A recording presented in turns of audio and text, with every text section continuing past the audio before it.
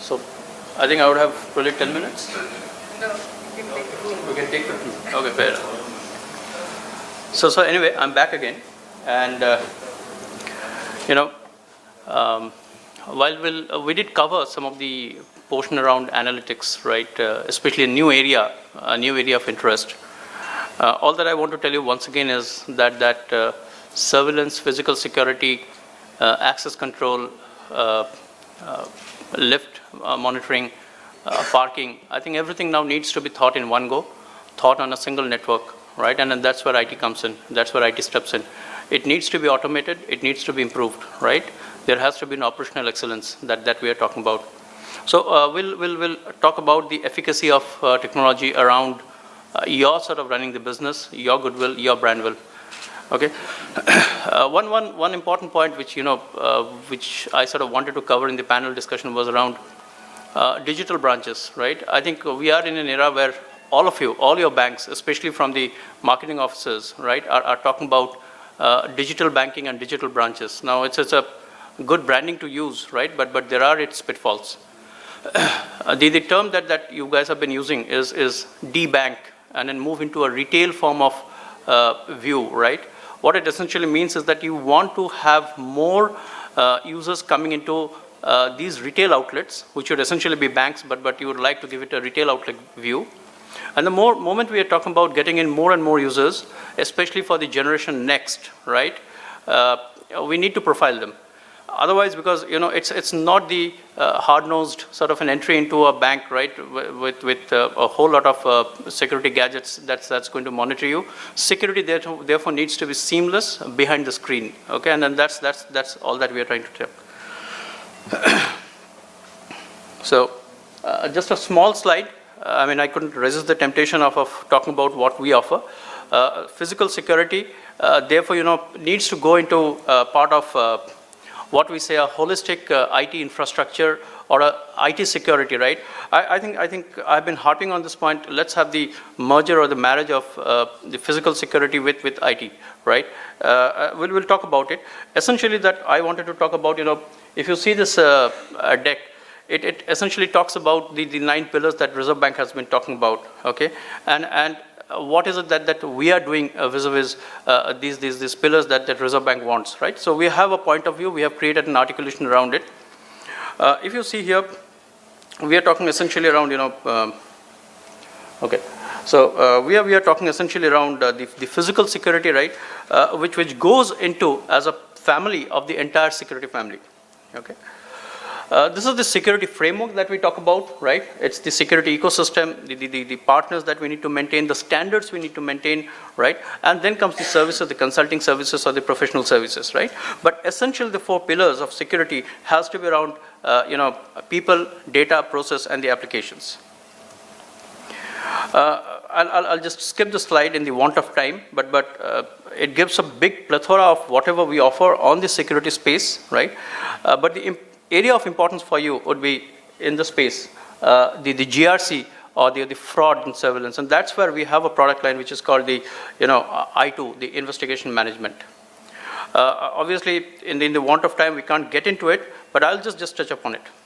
Okay, so let's start with physical security, right? And I'm sure the questions that you see here are the questions that you have been asking, right? I have deployed a physical security system. Is it sufficient? How much of security is enough, right? How much of automation is enough? Is there an ROI around security? The answer is no, for obvious reasons, right? Is 99.99% uptime sufficient from a security perspective? The answer is again no. So the big questions, and let's sort of run through some of these questions, right? What are the business drivers and the current limitations that your current security system might have? Okay, you might have purchased a security system way back in 2000, and then fortunately or unfortunately, physical security devices carry a warranty of 8 years to 10 years, right? Unlike IT, right, which tries to reinvent every 3 years or 4 years.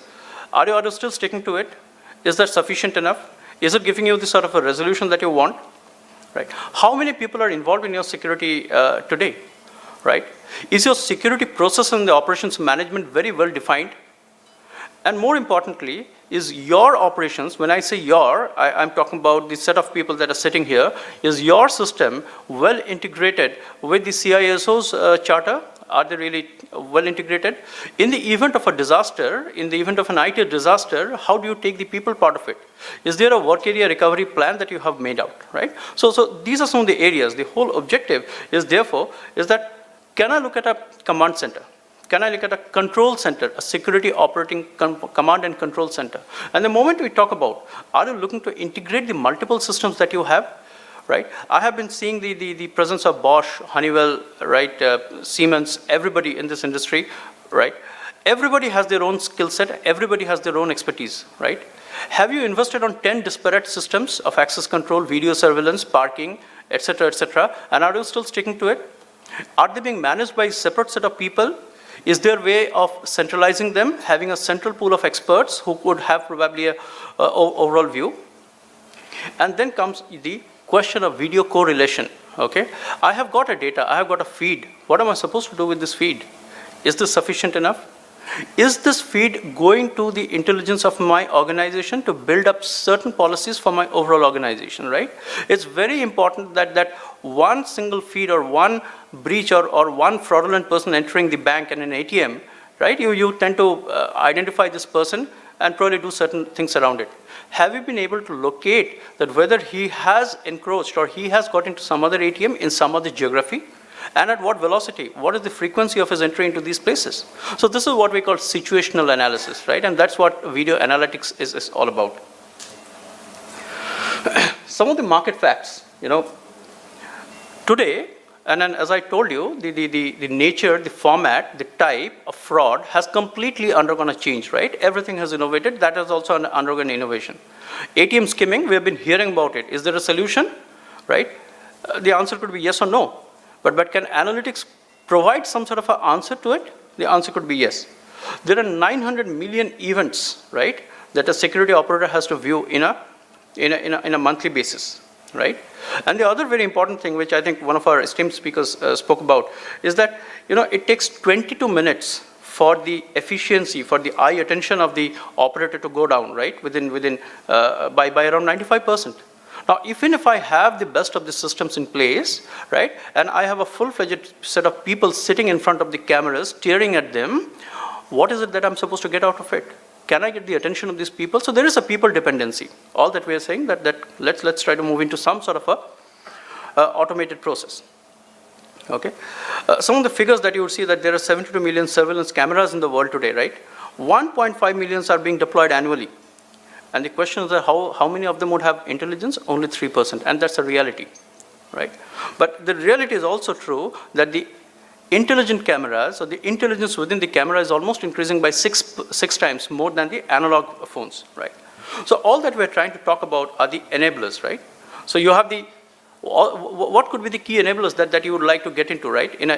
I'm sure for all practical purposes, most of the banks today would probably have distributed architectures, right? Analog systems with a storage in each of the branches.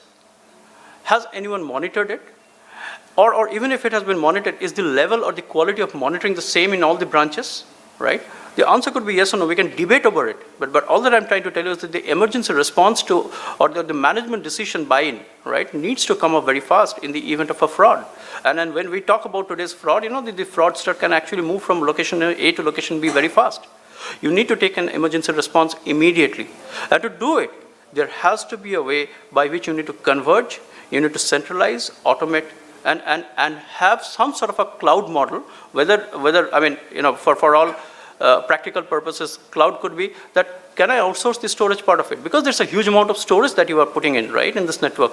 The bigger challenge of today's security, and could be because of regulations or whatever, right, you might have to retain 60 days, 90 days, 120 days of video surveillance information, right? I was talking to NCDX the other day, right? They need to have around 3 years of log available to be kept with themselves, right?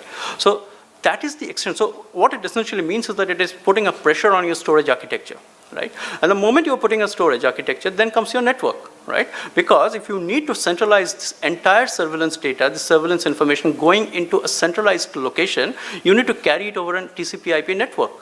Is the network capable enough? Are you going to write this whole video on your enterprise network, which is also carrying the other important aspect, which is data for you? Do we need to build into a single network or different network? If I build into a single network, can I be able to create certain preferences or certain quality of service on that network to prioritize or segregate these two information so that I can utilize the same network for both of these services? So these are some of the market facts, you know.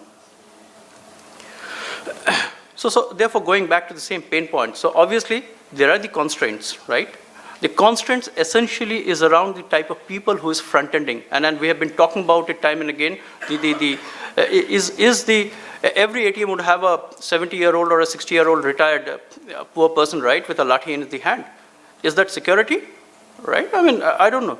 There has to be a way by which there has to be a control mechanism of getting him entry into the ATM. And even if you give him the controlled access, right, that needs to be monitored and checked. And then you need to analyze over it. Okay, so there is a need for analysis, and there is a need for having a standardized open standard architecture. You know, again, you know, be it for whatever reasons, right? You know, TCP/IP to a certain extent, I mean, is probably one of the most open standards, right? And that is why it has acquired so much of importance worldwide. That's why you can actually have a sensor around your existing system and connect to the TCP/IP network. Can I do it for the existing systems, the backnet, the other systems that I have? The problem that we have been facing for the last 20, 30 years, from the time we have been, surveillance has become a big issue, is that we are not in a position to integrate them and bring it into a TCP/IP network. The time is now, right? So again, it goes back to the same stuff.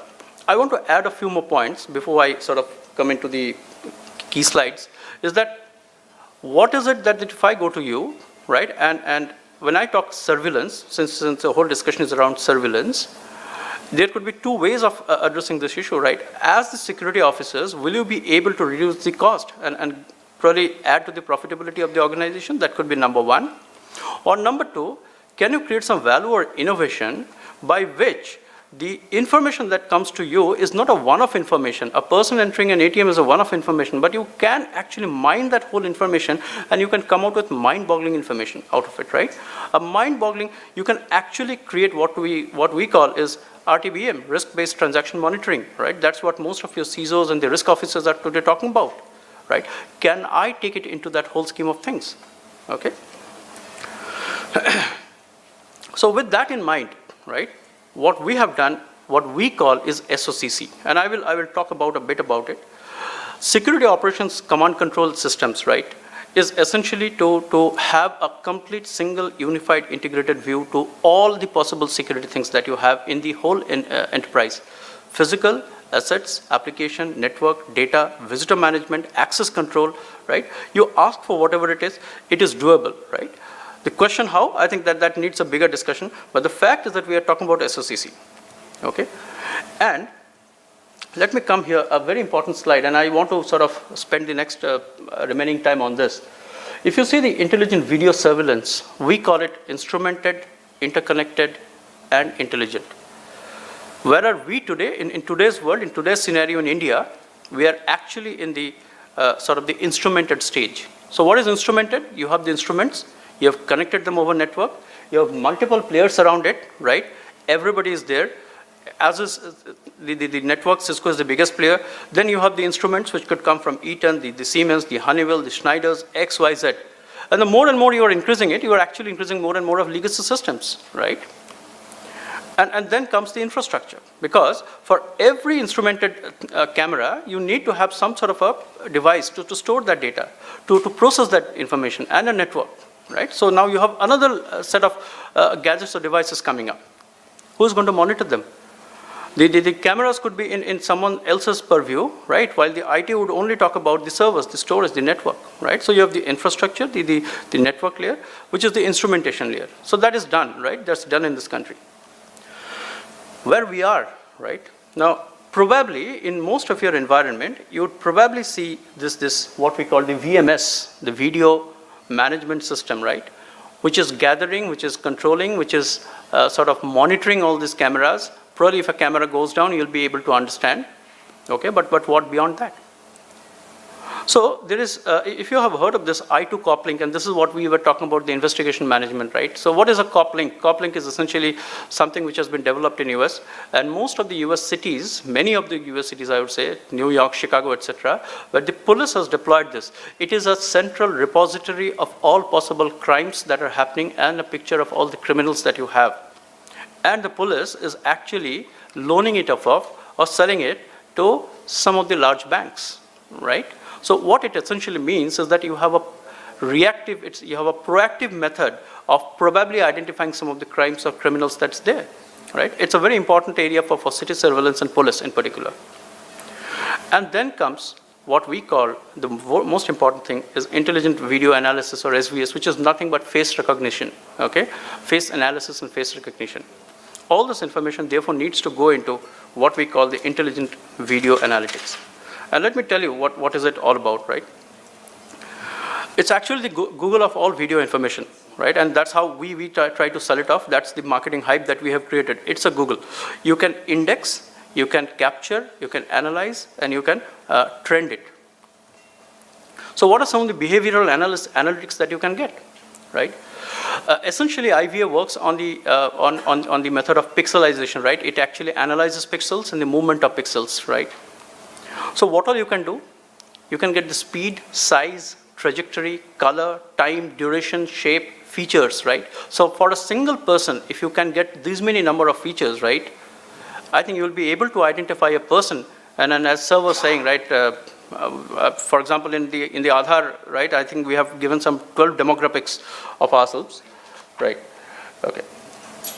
So this is all about the IVA part of it. I will just go through a few slides and then probably sort of close it.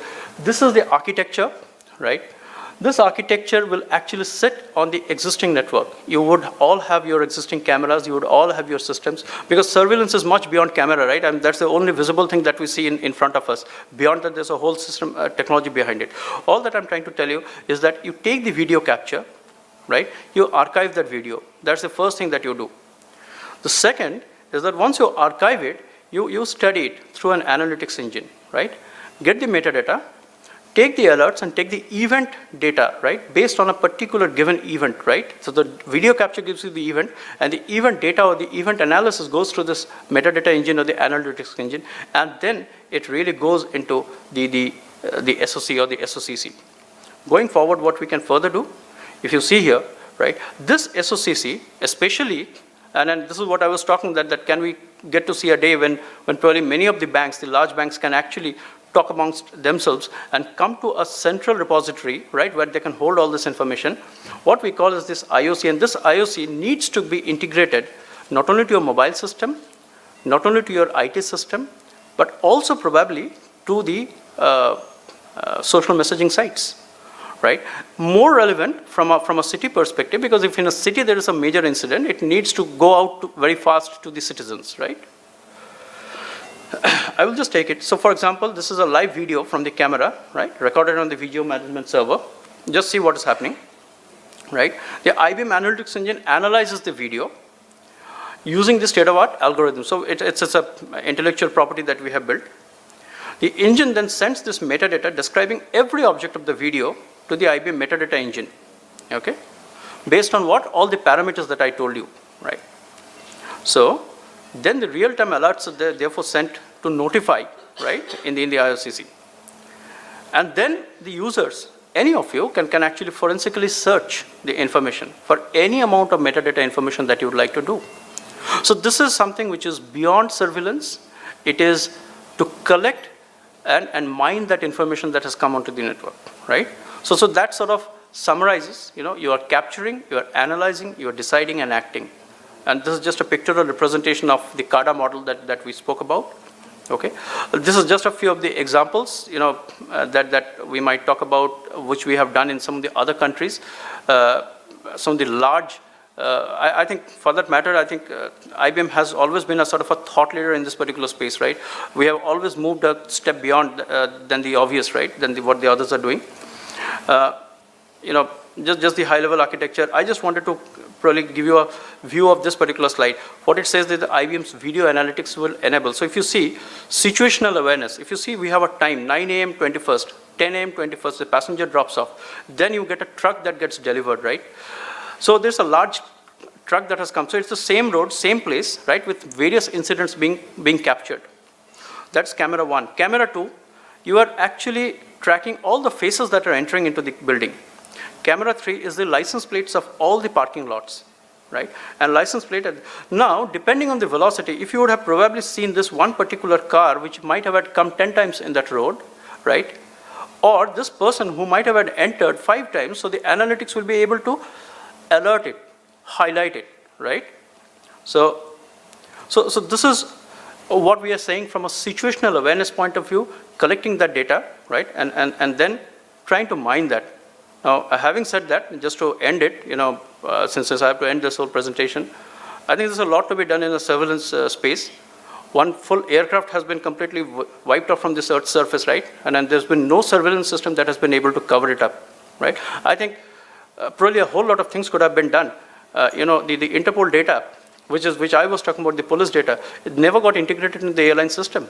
Probably that's why people with fake passports could have entered into the airline, right? So is security enough? There's no end to a security, right? It can never be 100% available. It can never be 100% correct or wrong. But the point that I'm trying to make is that minimize the errors, right? Correct the fraud as much as you can. Try to analyze it, monetize it, and try to contribute to the fraud policies of the whole organization instead of just seeing it from a surveillance point of view. So that's all that I had to say. Thank you. Yeah. I have a very small question. Yes, sir. This is a practical question. You see, in the banking sector, we've realized that most of the crimes and offences are mostly taking place in the hours of darkness. Right. It's at night, mostly. Now, from my experience of PTZ and dome type cameras, everything, you see, the cameras probably have very limited capability for night vision. Right. Basically, you are using thermal imaging processes or maybe image intensification. And coupled with that, the resolutions at night are extremely, they're not of a very high grade. That's right. It's got a greenish tinge, and that is what you can make out that there is some activity. Now, in such a situation, what can video analytics, how effective can it be in the hours of darkness? And what is the solution IBM probably would be offering for that? It's more than IBM. I think the equipment manufacturers, just a few minutes back, Cisco would have mentioned that the analytics is now coming into the camera itself, right? So when we talk about pixelization, right, a few things. One is the night vision camera. Anyway, that exists, right? Obviously, there's a cost to it, right? It's a question of cost vis-a-vis how much of cost you want to build into it, right? The spiraling effect. But this could be one. The other could be there are silent guns, right? The silent gunshot, or probably a smoke, not a fire, but a smoke, and a smoke could be as thin as an air, right? So all that we're trying to the era has moved from the manual to a sensor-based, which probably you know it better, right?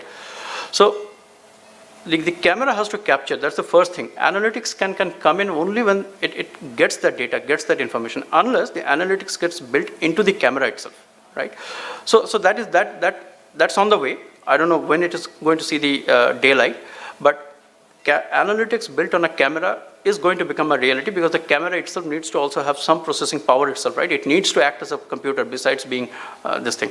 So to answer your question, I think it's the OEMs or the manufacturers who need to come out with this. But yes, the concept is there. But if you can give me that data, that trajectory, that information, analytics is definitely can give you a whole lot of information, sir.